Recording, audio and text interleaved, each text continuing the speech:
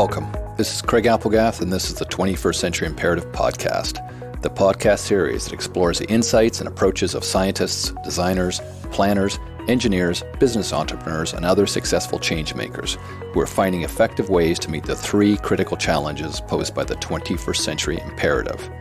These are: how will we continue to live on our planet without destroying our biosphere?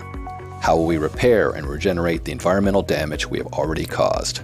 And how will we adapt to the escalating impacts of climate change? Each episode will feature an interview with an individual whom I think you will find not only inspiring, but also very relevant, helping you answer the question, what can I do to meet the challenges of the 21st Century Imperative?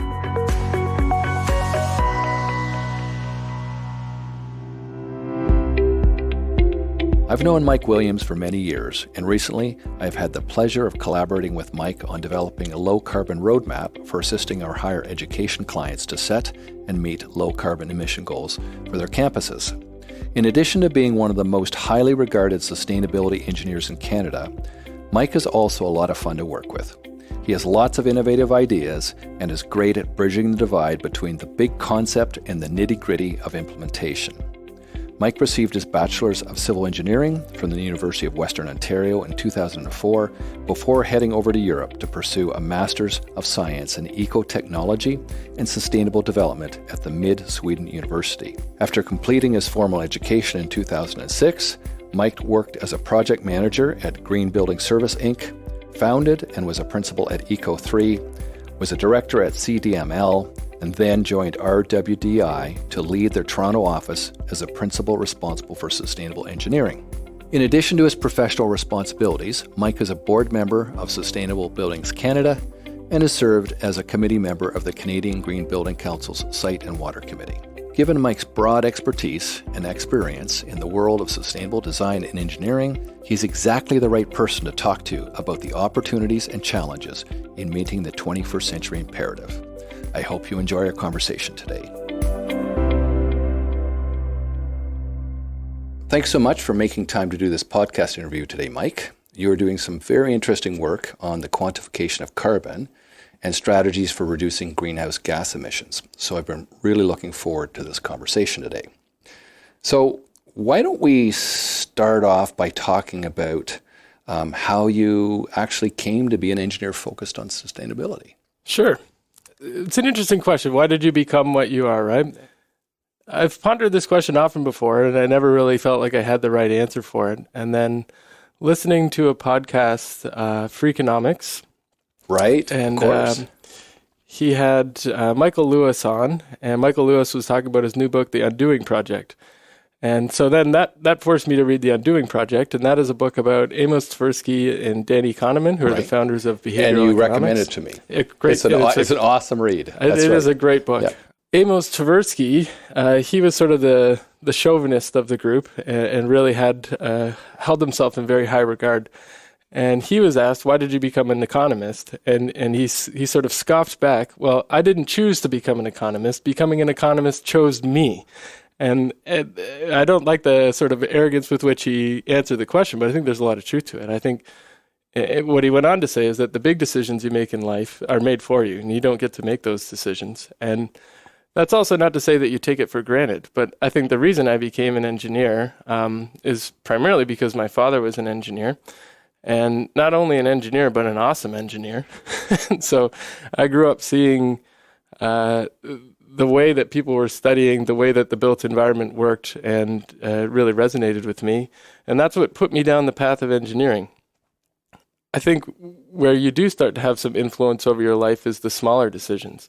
And so it was my decision and my choice to go down the path of sustainability and form my career towards this path of being a sustainable engineer.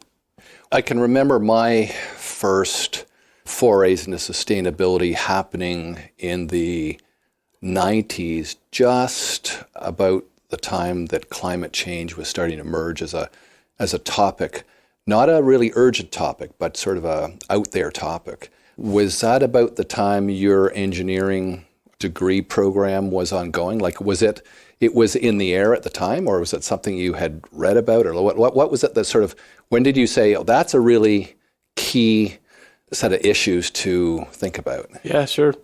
No, it was between third and fourth year in undergraduate. I was doing an internship, doing an engineering project management placement. I wasn't loving it. And I remember my dad gave me this lead reference guide, and this was in the early 2000s. And I really devoured it. And it really resonated with me, this idea that we could make buildings green, and that a lot of these concepts that I was learning in engineering school, I could apply towards something larger.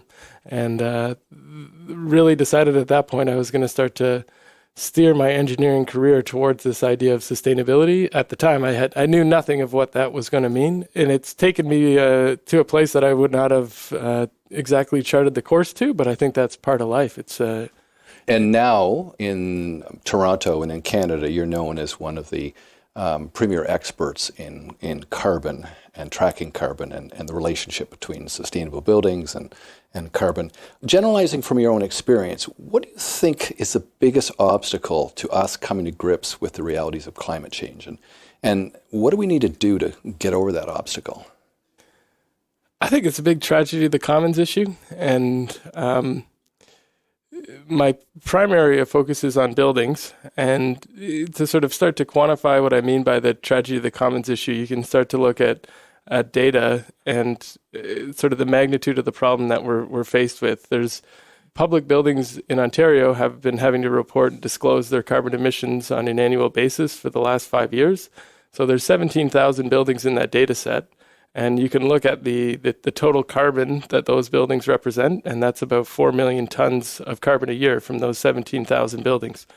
So we talk a lot about net zero buildings, and you hear about these buildings being the one-offs, but you look at 17,000 buildings, and if you have one building go to net zero, you haven't even made a ripple in the problem. Right. And so, you look at a number like 17,000, and that's just the public buildings. And so to really make a dent in the carbon emissions, you're trying to get 17,000 players to activate and to take action, and that's really hard. And so I think we are making some good steps in that direction, particularly in Ontario. Some of the code changes. There's some really good leadership going on in the city of Toronto right now, pushing towards higher performance, low carbon buildings, which I think is all really laudable. But I think we've got to find some ways to motivate the masses, So what do you see as being the most promising opportunities for pulling down emissions, not just on one or two new buildings, but on the mass of buildings, that 4 million tons of carbon? Like what are the opportunities? Yeah, I mean, there's a world of opportunities, and so it's hard to pick exactly the one that has the greatest potential, but maybe an area that I'm interested in right now is the idea of data and ways to extract data from either our completed projects or operational work and use that to try to inform the decisions that we're making. My company, RWDI, we recently launched an initiative called the Energy Compass. So you can visit it at energycompass.design. So what we've done is created a tool that automates the extraction of over 400 data points from completed energy simulation files. And so this allows non-energy experts to be able to extract a really interesting and rich data set from completed energy simulations.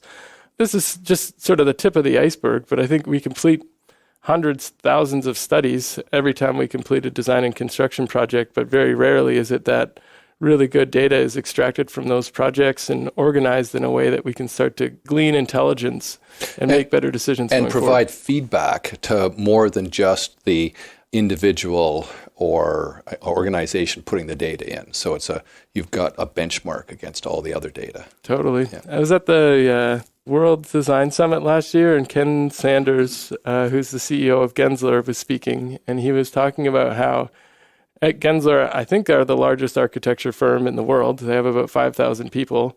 But he was saying, even we are a small company. And he said, the architecture, engineering, construction industry is a collection of small companies.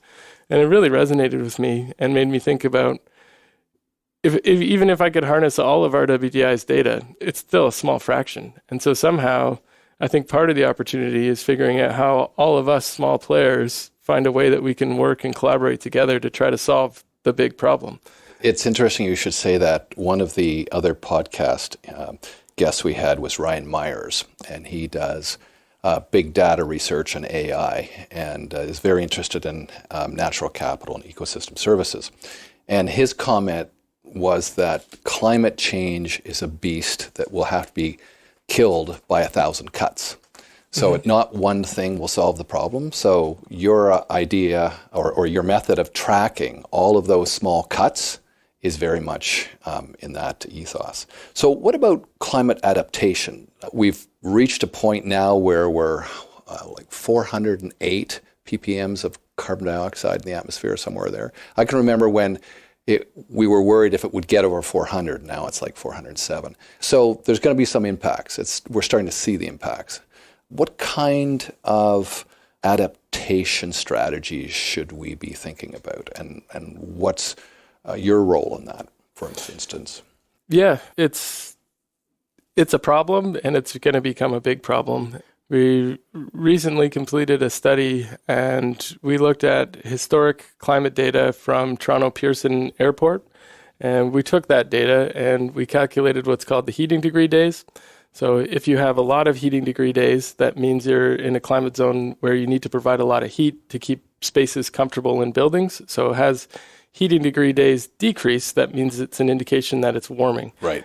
We use heating degree days to describe what climate zone we're in, and we use climate zones to describe what building systems energy codes prescribe for buildings. So if you're in a higher climate zone with higher heating degree days, then you have to have more insulation in your building, for example. What our study looked at was historically data back from 1950 from Pearson Airport showed that Toronto was in ASHRAE Climate Zone 6 from 1950 up to 1980. And then from 1980 up to present, we'd shifted down into ASHRAE Climate Zone 5. So we've shifted a full climate zone. So like our buildings that were designed in the 1970s are not prepared already for the climate of today. We took that study a step further, and we looked at a weather research forecast model, which is science's best efforts at trying to predict what the future climate looks like. And it shows that by 2040, which is only 22 years away, we're going to shift all the way down into ASHRAE Climate Zone 4. ASHRAE Climate Zone 4 is in Washington, D.C. Our buildings are not designed to be comfortable, habitable, safe in Washington, D.C. Exactly. So I guess that one of the big challenges is how do we, as building designers and engineers, move our designs and calculations into that new realm and anticipate what it will be and say, well, we're designing actually, these buildings are going to last 100 years. So they've got to span probably 3 climate changes in that time. So what do we do when we're designing it? So I guess that's a challenge, but also an opportunity. Yeah, I agree. It's funny. I was presenting on this topic at last year's Green Building Festival in Toronto, and I co-presented it with a peer of mine, Michelle Schwereb from Quadrangle Architects, who's a great greenie in our local market. And I presented on this changing climate, and then she presented on strategies we can implement to solve it. And we kind of collaborated on these sessions before. And it was funny. We said, you know what? It always comes back to the same things, you know? And so it's about like really good passive systems. It's about lowering our window to wall ratio, providing good insulating value in our building enclosure, having well-performing windows. Like these are the things, they're green building 101. Right.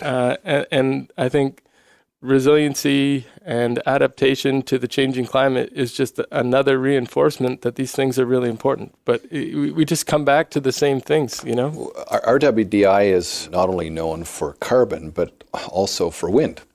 And one of the things that will probably be happening as we move forward, as there's greater heat in the atmosphere, there's greater energy in the atmosphere.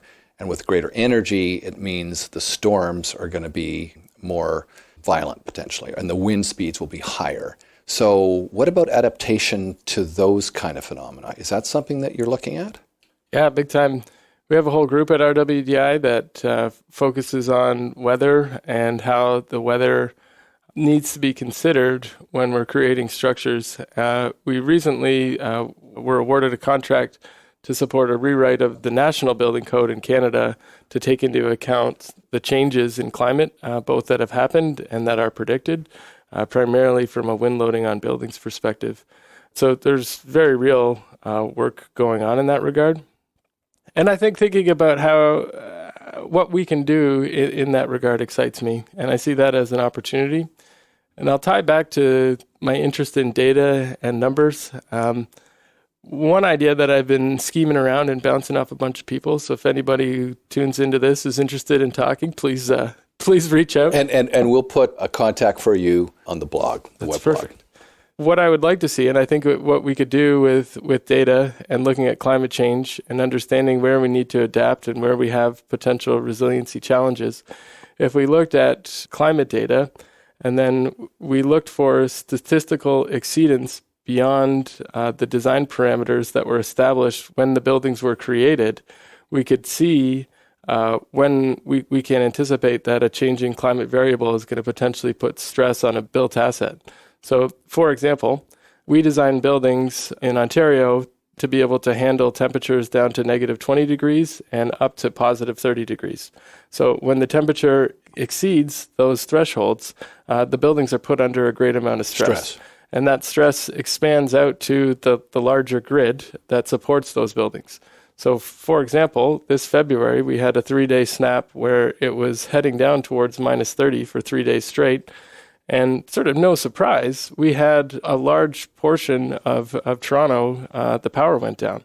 And they didn't quite report that was the exact cause and effect, but I think that's what's happening, that these changing climate parameters are forcing our buildings to demand more and more and more and more heat. Yes. And on the cooling side, we'll demand more and more cooling, which will put a lot of pressure on the electrical grid as well.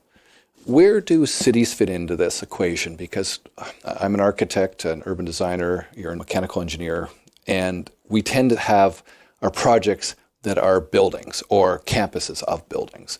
What are some of the big picture issues when we look at how cities will adapt as a whole?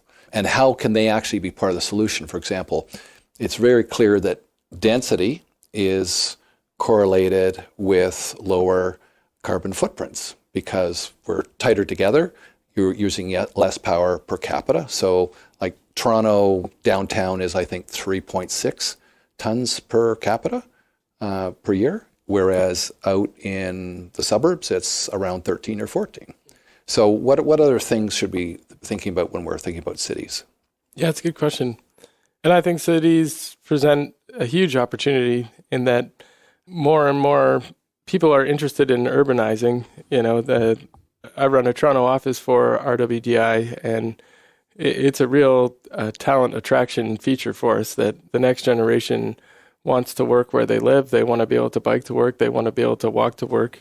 I think the millennials often get a bad rap, but they're actually doing some pretty good stuff. Wanting to walk and bike to work, and that's a priority for them. I think that those are some of the positives that I see coming in the next generation that I think is going to help. I agree. I think the millennials get a really bad rap given the fact that they've been left a world where the climate is out of control and their parents and grandparents have been the one that's pumped all the carbon in the atmosphere. It's like, wait a minute, how can we blame the millennials for this? But anyway. You guys are the ones that came up with suburbia. That's right, exactly.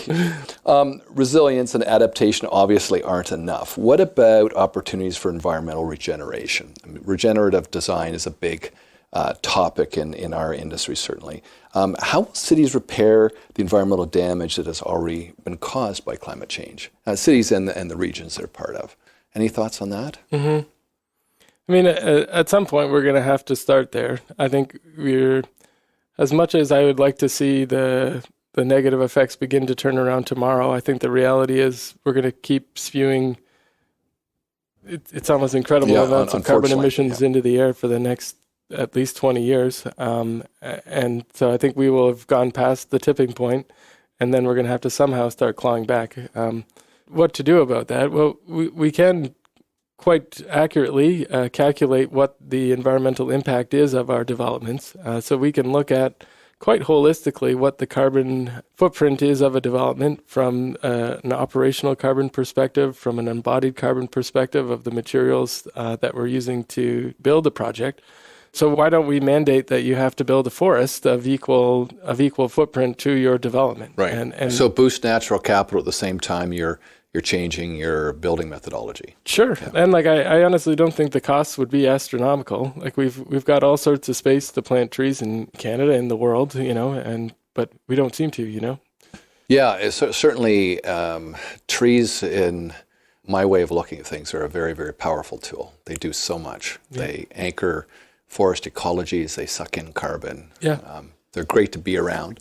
Yeah, you tell a good story with that, and what I really like is how you make it a connection back to something that's very real. Oftentimes when we talk about carbon offsets, in the way that we can balance the carbon impact of our development, it's not real enough. Like it's not a forest you can point to, and I think if we could make it that tangible, I think we could get people excited about the idea and not just see it as an additional cost. It's a very clear correlation between the offset that they're creating and the impact they're having.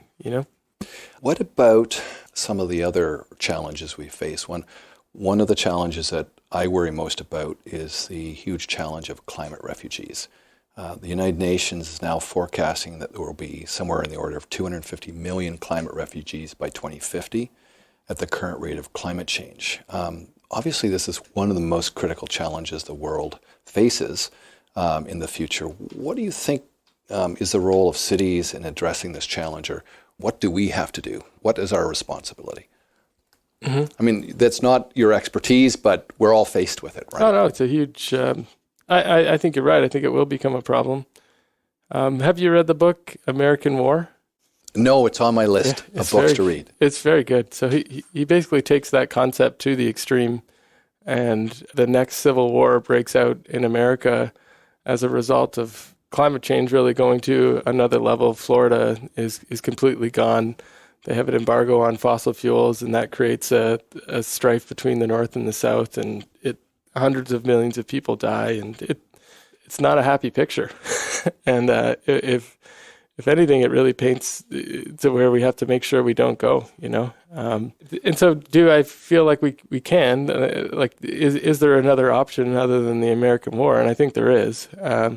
Sometimes it's hard to think at a scale of, what do we do as a country? What do we do as a planet? But if I break the problem down at a slightly smaller scale, and I think about some of the work that we've done together on campuses, and if you think of sort of a campus as a microcosm of this larger problem and opportunity, we can take the carbon impact of a campus and we can reduce it to zero by careful planning and strategizing.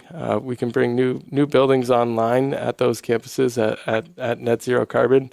We can provide the students on campuses or people on campuses with very sustainable modes of transportation. We can provide them sustainable food choices to fuel themselves. I think these ideas are doable at a more micro scale, and so it gives me hope that we could scale that up and try to solve it at the grander scale. And I suspect Canada has an opportunity that maybe the United States doesn't have.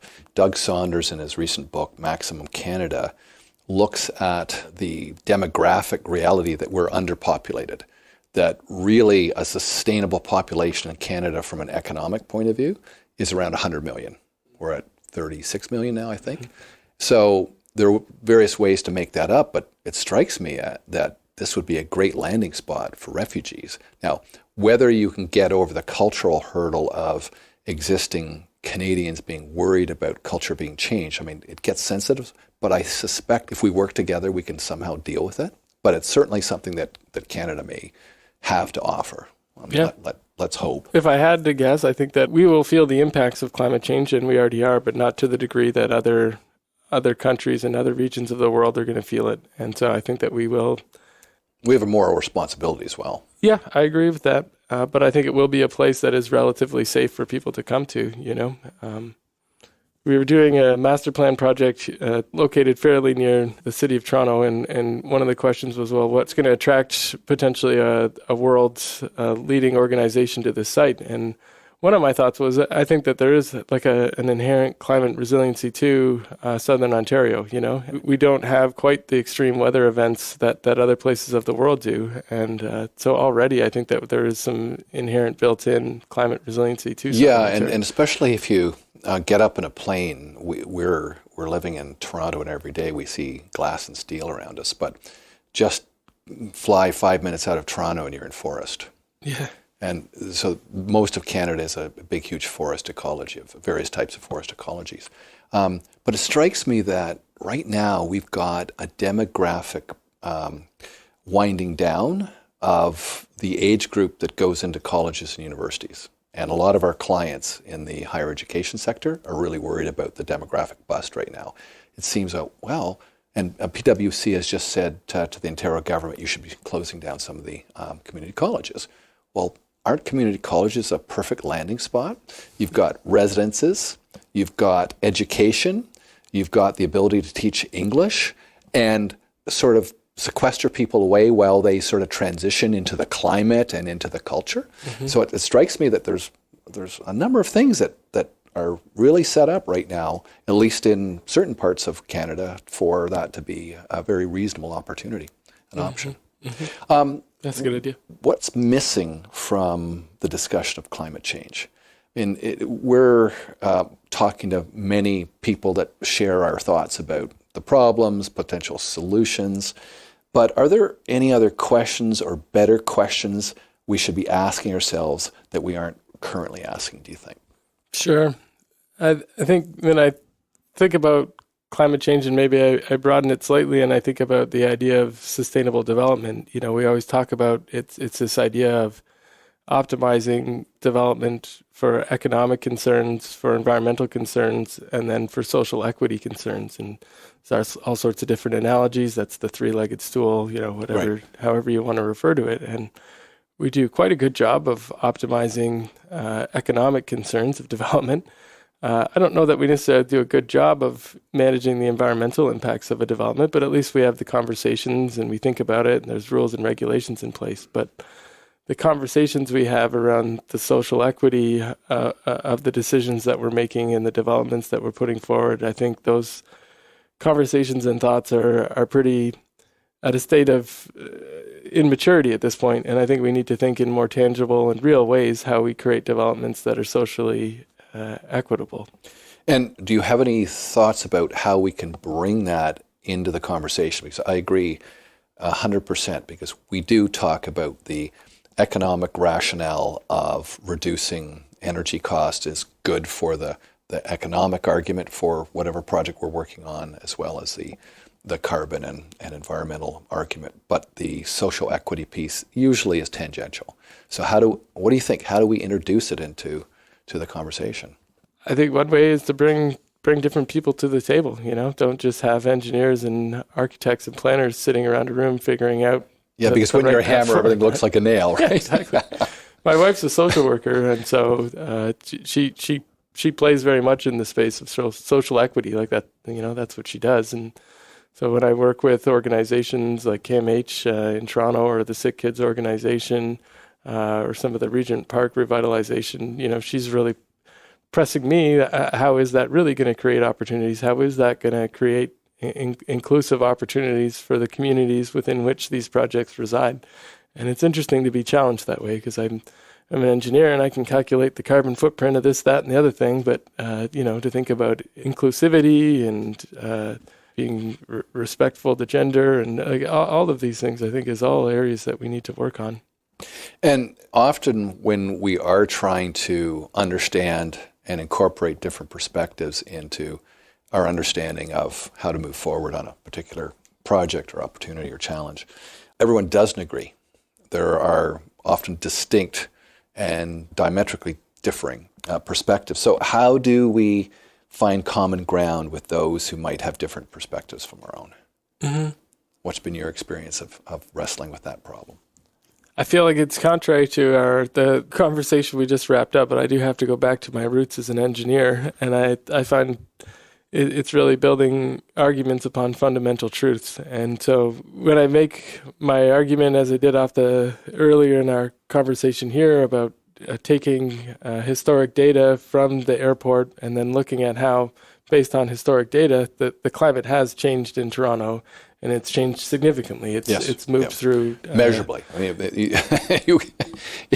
it's clearly obvious. When we were both starting 20 years ago into this, it was not clear but now it's pretty clear. It's obvious. I agree. So I think there's some fundamental sort of truths that you can start on, and then everybody's on the same page that, yes, we have a problem with climate change now, let's get serious and talk about solutions. So I think for me, I do fall back on my analytical engineering skills to craft arguments that are built on truths, and then go from there and try to create some change as a result.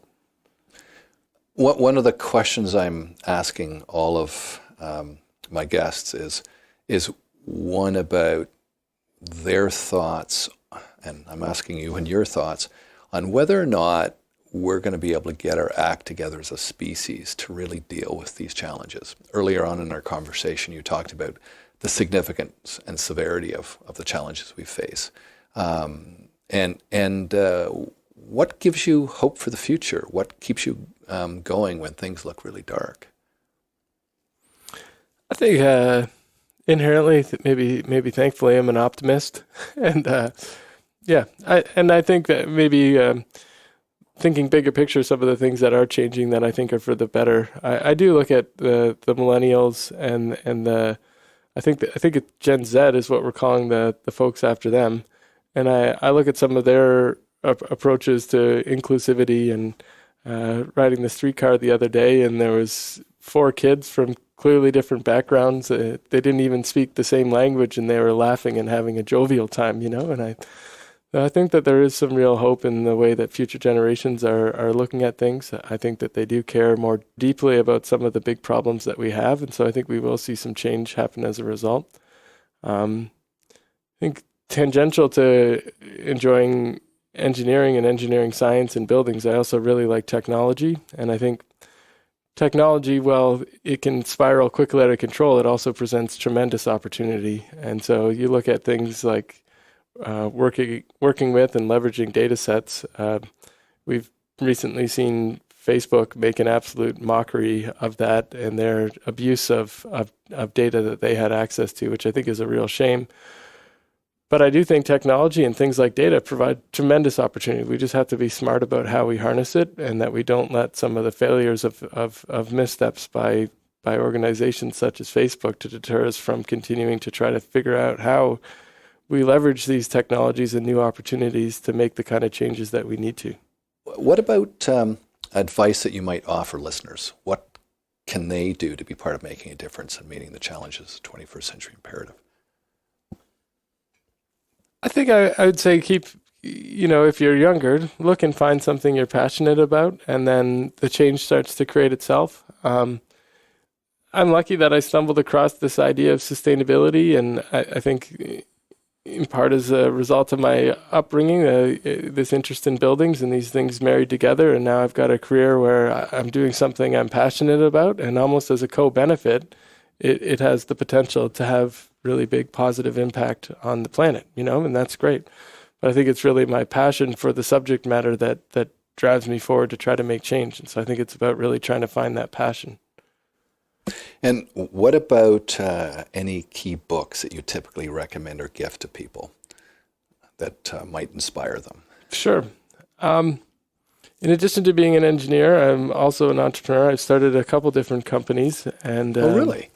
I started a company called the Eco3. We did sustainability consulting services, and then we merged that with another group that was called CDML, and we worked together. And those two incarnations that lived on for about 8 years. And then about 4 years ago, we were acquired by RWDI. And so that's how I've landed in this current position. But I'm now a principal at RWDI, and so I do play a role in figuring out the direction of the company.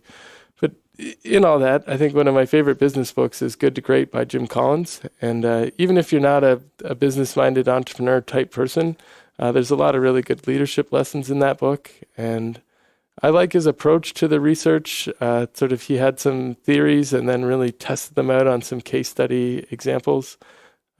Some of his theories did not sort of hold out to be true through the economic challenges, and I think the book has received some negative press as a result of that. But I think if you just look at it as some of the general principles and lessons that you can glean from it, I think there's a lot to be gained, and it's an enjoyable read.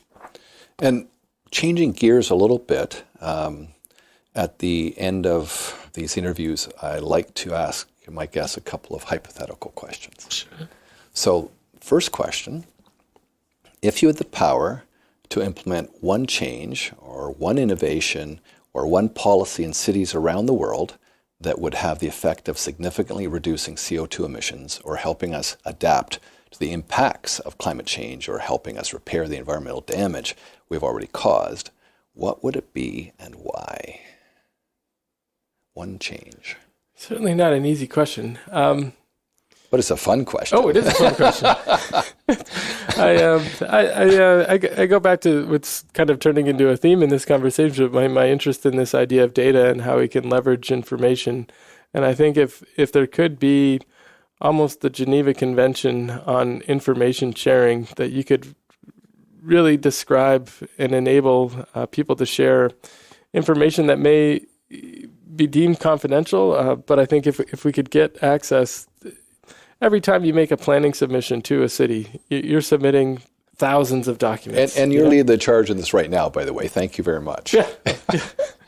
But if we could glean all of that information, make it into a usable form, I think we could learn a tremendous amount. There's a need to strike the balance of privacy and not make the Facebook missteps. But I think there is a way to do that. So if there was some grand regulatory change I could make, it would be to somehow enable people to be able to share information in a safe way. Okay. And second question, if you were provided with a full-page spread in the Sunday New York Times that you could fill with any content you wanted, what would you do with it? What would you say? And what graphic or images would you use?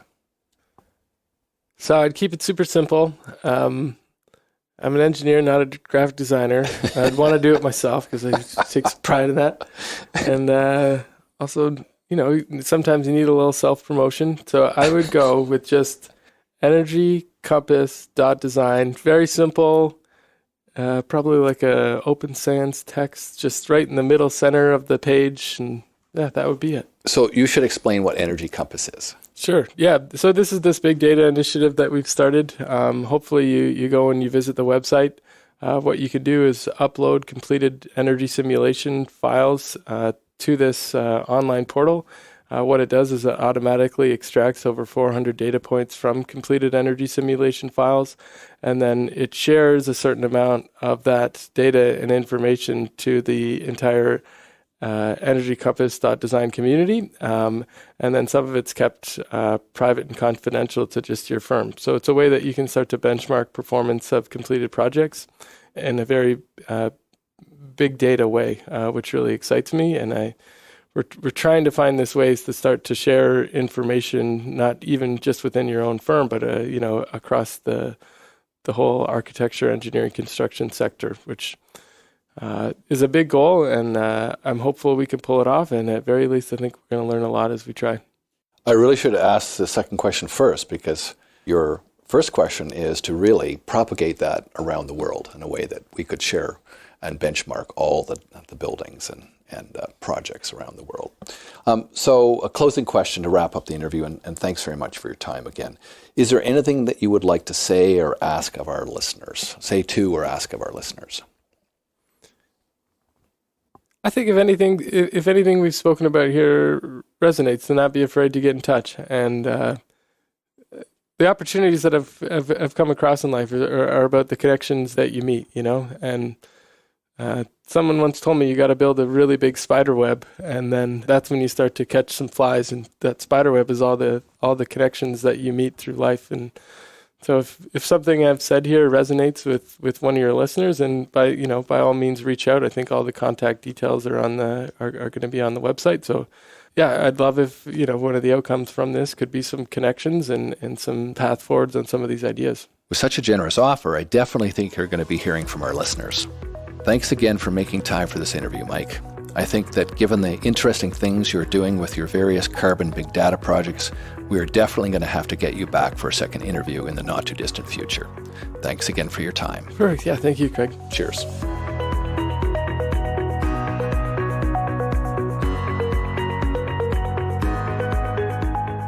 You can find links to more information about Mike Williams and notes about what we discussed at this podcast at tfcipodcast.com. And if you like this podcast, please let us know by rating it on the Apple iTunes podcast website. Until next time, thanks for listening.